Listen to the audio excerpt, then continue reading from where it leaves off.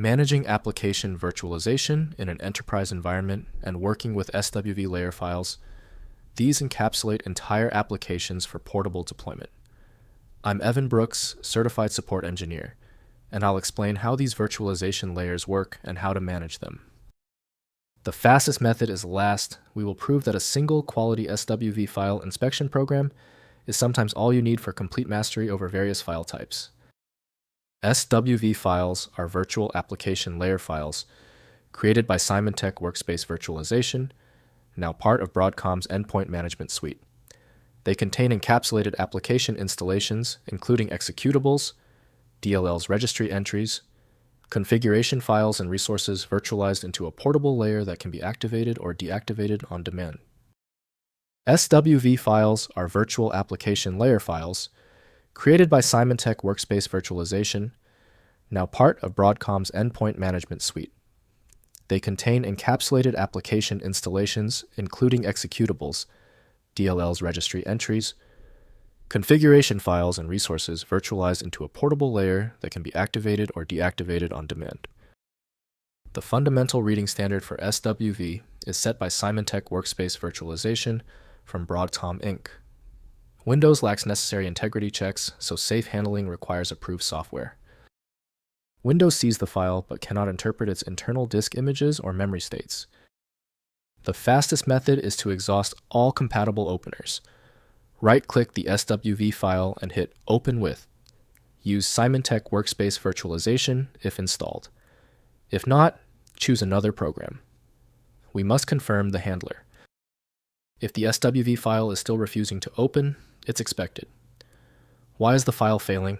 It's not random. Here are the most common technical factors preventing your SWV file from opening correctly. First, manage with SVS Agent. Install the Symantec Workspace Virtualization Agent on the target workstation. Use the SVS Administration Console to import and activate SWV layer files. Activated layers make the encapsulated application available to users as if natively installed, while maintaining complete isolation from the base operating system. Next, create application layers. Use the SVS Capture Wizard to record a new application installation into an SWV layer. Start the capture. Begin the application installation and finish the capture when complete. The wizard packages all file system and registry changes into a portable SWV layer file ready for deployment to other workstations. Finally, troubleshoot layer issues. If an activated SWV layer causes application errors, use the SVS console to reset, deactivate, or rebuild the layer. Check for conflicts between multiple active layers that may have overlapping file or registry modifications. Review the SVS agent log files for detailed error information about layer activation failures.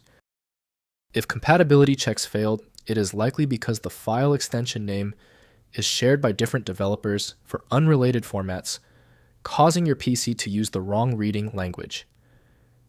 You might consider a solution that focuses on the internal data structure rather than the extension name, which is often the best way to attempt opening ambiguous file types. When you need a guaranteed result, I strongly recommend FileMagick. Its ability to read corrupted archives and show a file's contents instantly, even without the right extension, makes it invaluable. Get your copy at filemagick.com. If you have any further questions about this file type, drop them below. Don't forget to subscribe before you go.